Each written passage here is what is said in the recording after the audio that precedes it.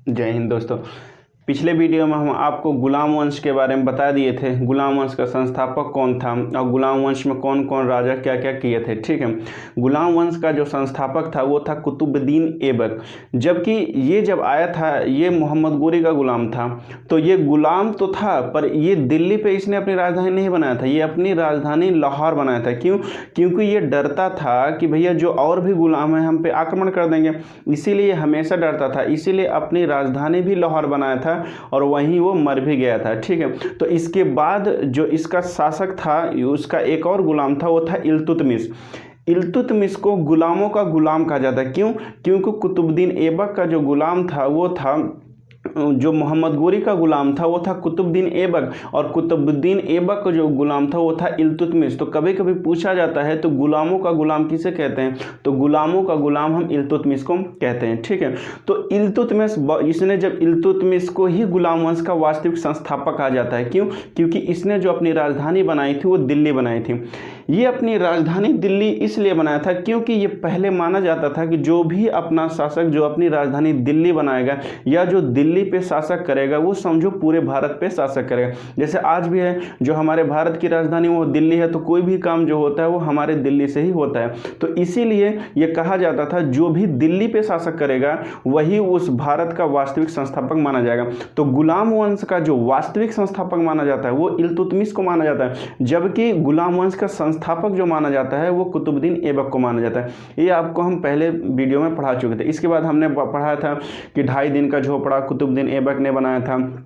इसके बाद चालीसा दल जो कि इल्तुतमिश ने शुरुआत किया था। इल्तुतमिश ने इक्ता प्रणाली को भी शुरुआत की थी। ठीक है, और इसके बाद इक्ता प्रणाली हम आपको बताए थे। इक्ता प्रणाली ये था कि भैया जमीन के बदले वेतन के बदले हम आपको जमीन देंगे।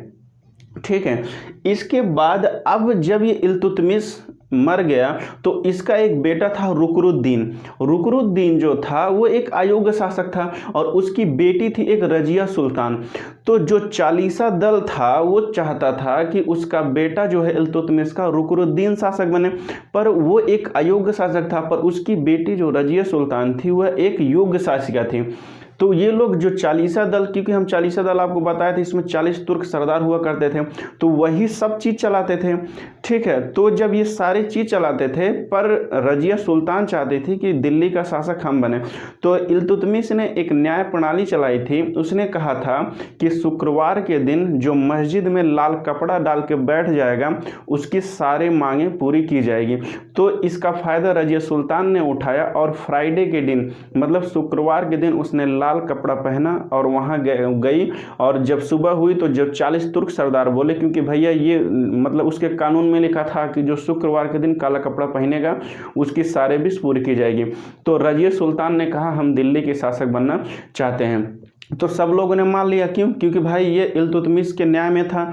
तो अगली शासक जो बनी वो रुकनुद्दीन ना बन के उसका बेटा उसकी बेटिका बनी, जो उसका नाम था रजिया सुल्तान। तो पूछा जाता है दिल्ली की पहला मुस्लिम शासिका कौन थी, तो दिल्ली की पहली मुस्लिम शासिका थी वो थी रजिया सुल्तान। तो जो रजिया सुल्तान थी उन्होंने 1236 लेके 1240 ईस्वी में उसने दिल्ली पे शासन किया। ठीक है, पर अभी भी जो 40 तुर्क सरदार थे वो चाहते थे कि मतलब ये एक तो औरत है, क्योंकि औरत को उस समय वरीयता भी कम दी जाती थी, और वैसे भी मुस्लिम है तो और भी वरीयता कम दिया जाता था। तो 40 तुर्क सरदार तब भी मतलब उनके मन में खटकता रहता था, पर न्याय के हिसाब से तो रजिया सुल्तान बनी। तो पूछा जाता है दिल्ली की पहली महिला शासिका कौन थी, तो दिल्ली की पहली महिला शासिका या मुस्लिम शासिका वो थी रजिया सुल्तान। ठीक है, तो कभी कभी क्वेश्चन पूछता है कि दिल्ली की पहली महिला शासिका कौन थी, रजिया सुल्तान। रजिया सुल्तान शासन चला रही थी तो 4 साल की। ठीक है, इसके बाद जो उसके शासन में था एक था मलिक याकूब। तो मलिक याकूब जो था वो इक्ता प्रणाली का सूबेदार था, तो वो उससे भी मतलब उसका थोड़ा रिलेशन था। इसके बाद बीच में एक अल्तुनिया जो दिल्ली पे विद्रोह करने आ गया। तो अल्तुनिया जब विद्रोह करने लगा तो रजिया सुल्तान युद्ध करने गए। तो जब रजिया सुल्तान युद्ध करने गई अल्तुनिया से, तो शुरू में तो रजिया सुल्तान जीत रही थी, इसके बाद वह हारने लगी। तो जब रजिया सुल्तान वो हारने लगी तो उसने कहा कि उसने एक प्रस्ताव रखा अल्तुनिया से कि आप क्या करिए, आप हमसे शादी कर लीजिए। फिर वो दोनों मान जाते हैं। फिर जब दोनों शादी कर लेते हैं तो वो कैथल, जब एक कैथल है हरियाणा में, तो जब जैसे वो लोग कैथल पहुंचते हैं तो वो जो 40 तुर्क सरदार थे तो पहले वो लोग खटक रहा था, तो किसी ने डाकुओं को बता दिया कि रजिया सुल्तान और अल्तुनिया आ रहे हैं। तो कैथल में रजिया सुल्तान के क्या हो गए, मृत्यु हो गए। तो इससे रजिया सुल्तान का क्या हुआ, अंत हो गया। ठीक है, तो आइए हम इसके बारे में कुछ जो इंपॉर्टेंट चीज़ लिखते हैं। पूछता है भारत की पहली महिला शासिका, तो भारत की जो पहली महिला शासिका थी वो मुस्लिम महिला शासिका, वो कौन थी, रजिया सुल्तान। ठीक है, जो इसकी मृत्यु हुई थी, ये इसकी मृत्यु कहाँ हुई थी, कैथल में। इसकी मृत्यु कहाँ हुई थी, कैथल। ये कैथल हरियाणा में पड़ता है। आप जानते होंगे हरियाणा एक ऐसा राज्य है जो कुरुक्षेत्र के लिए हमेशा जाना जाता है। ठीक है, और इसकी शादी किससे हुई थी, अल्तुनिया से। जो इसकी शादी हुई थी वो किससे हुई थी, अल्तुनिया से। ठीक है, इसकी शादी हुई थी अल्तुनिया से। जब इसकी शादी अल्तुनिया हुई तो इसकी मृत्यु कहाँ हो गई, कैथल में। तो कैथल में इसको क्या किए, वो लोग मार दिए थे। ठीक है, अब हम बात करते हैं अगला शासक। तो जब ये मर गया, जब ये मर गई रजिया सुल्तान, तो इसके बाद अगला शासक भी आएगा। तो अगला शासक था एक बहराम शाह। बहराम शाह भी एक क्या था, मतलब अयोग्य शासक था। तो जो इसके बाद जो अगला शासक आएगा, कौन आएगा, बहराम शाह। तो बहराम शाह अयोग्य शासक था, उसको मार दिया था नसरुद्दीन महमूद शाह। तो नसरुद्दीन जो महमूद था उसने किसको मार दिया था, बहराम शाह को। तो दिल्ली का अगला शासक कौन बन गया, नसरुद्दीन महमूद शाह। ठीक है, अगला शासक कौन आ जाएगा,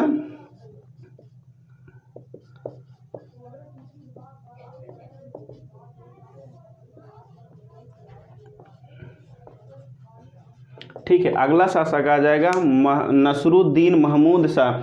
यह एक ऐसा शासक था जो टोपी सिल के अपना जीवन यापन करता था। मतलब ये टोपी सिल के, इसका कहने का मतलब ये मितबई था। मितबई का मतलब होता है पैसा को कम खर्चा करने वाला।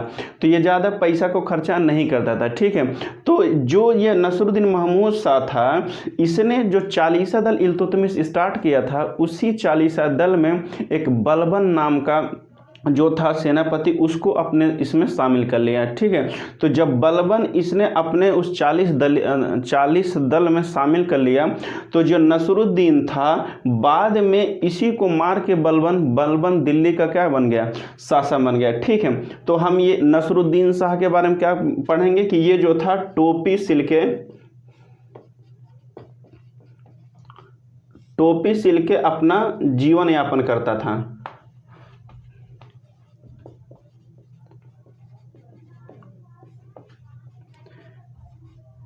ठीक है, ये जो नसरुद्दीन शाह था ये अपना जीवन टोपी सिल के, मतलब देखते होंगे जो मुसलमानों में टोपी पहनते हैं तो वो टोपी बिनता था और जितना का वो मतलब जितना मूल्य होता था उसको बेच के क्या करता था, अपना जीवन यापन करता था।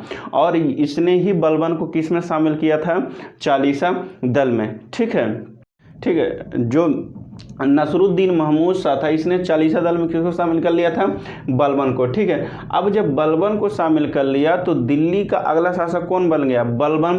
तो बलबन जो था ये बहुत ही चालाक था, ये सबसे ज़्यादा उम्र में बना था इसमें। ठीक है, ये इसने आया, इसने जैसे ही आया इसने चालीसा दल को ही समाप्त कर दिया। ठीक है, तो पूछता है कि चालीसा दल की शुरुआत किसने की थी, तो चालीसा दल की शुरुआत इल्तुतमिश ने किया था, जबकि चालीसा दल को समाप्त किसने किया था, बलबन।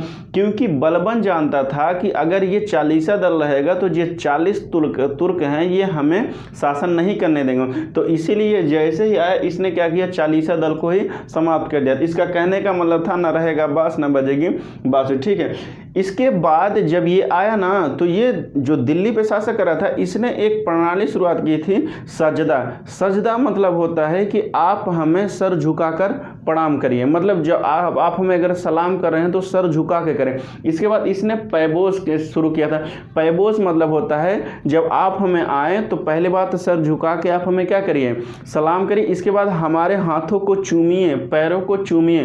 तो इसका कहने का मतलब था कि जो राजा है भैया वही सब कुछ है। ठीक है, इसके बाद इसने एक राजत्व सिद्धांत भी चलाया था। इसका कहने का मतलब था जो राजा बोलेगा वही सही होगा, जो राजा नहीं बोलेगा नहीं सही। इसका कहने का मतलब था कि ईश्वर के बाद अगर कोई दूसरा इंसान है तो वो कौन है, राजा होता है, और राजा कौन है इस समय? हम हैं। तो इसीलिए इसने सजदा और पैबोस की शुरुआत की थी। सजदा मतलब आप हमें आइए, सर झुका के आप हमें प्रणाम करिए, हमारे हाथों और पैरों को चूमिए, ठीक है। इसने एक काम और किया था, इसने नवरोज त्यौहार, जो नवरोज फेस्टिवल होता है पारसियों का एक बहुत बड़ा त्यौहार है, जैसे ईसाइयों का सबसे बड़ा त्यौहार क्रिसमस होता है, तो वैसे जो पारसियों का त्यौहार है वो नवरोज फेस्टिवल। तो नवरोज त्यौहार की शुरुआत किसने की थी? तो बलबन ने की थी, ठीक है।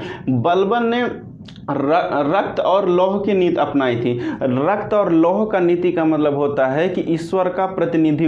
इसका कहने का मतलब है कि जो ईश्वर कहता है वो उसके बाद जो उसका प्रतिनिधि होता है वही सुनता है। इसके बाद ईश्वर के बाद जो सुनेगा वो कौन सुनेगा? जो उसका प्रतिनिधि होता है, और उसका जो प्रतिनिधि है वो हम ही हैं, ठीक है। तो ऐसे कहता है। इसका भी काले विनाश विपरीत बुद्धि हो गया था, क्योंकि इसका भी मति मारा, क्योंकि देख लो ये सारी चीजें कौन कर रहा है? मतलब ये अपने आप को खुद को भगवान समझ रहा है, ठीक है। इसके बाद इसने राजस्व सिद्धांत, मतलब इसका कहने का मतलब था भैया कि जो राजा बोलेगा वही सही है, इसके बाद जो नहीं बोलेगा नहीं सही है, ठीक है। इसके बाद जब ऐसा चलता रहा तो देखो हर वंश का कोई ना कोई राजा जो होगा वो कमजोर होगा। जब राजा कोई ना कोई कमजोर होगा तो किसी न किसी को उसको मार के कोई दूसरा आ जाएगा। इसके बाद इस गुलाम वंश का जो अंतिम शासक था वो कौन था? शाहबुद्दीन केमर्स। तो जो शाहबुद्दीन केमर्स था इस गुलाम का अंतिम शासक था। इसके बाद जलालुद्दीन आएगा, इसको मार देगा, और इसको मारने के बाद वो खिलजी वंश की स्थापना करना है, ठीक है। तो हमने जो था ये गुलाम वंश को, हमने जितनी भी सारी चीज़ें थी जो इम्पोर्टेंट थे मतलब एग्जाम के लिए, मैंने सारी चीज़ें बता दी, ठीक है। कुछ चीज़ें आप याद रखना, बलबन के बारे में, इल्तुतमिश के बारे में याद रखना। इसके बाद हमने जो बताया कुतुबुद्दीन ऐबक के बारे में। तो गुलाम वंश के बारे में जितनी भी सारी जानकारियाँ था जो एग्ज़ाम में पूछे जाते हैं, हमने एक एक करके आपको समझाने की कोशिश की है, ठीक है। तो नेक्स्ट वीडियो में हम पढ़ेंगे खिलजी वंश। खिलजी वंश में कौन कौन शासक थे, कौन कौन शासक ने क्या क्या किया था, ठीक है। तो दोस्तों अगर आपको वीडियो पसंद आए तो लाइक और सब्सक्राइब जरूर करिएगा।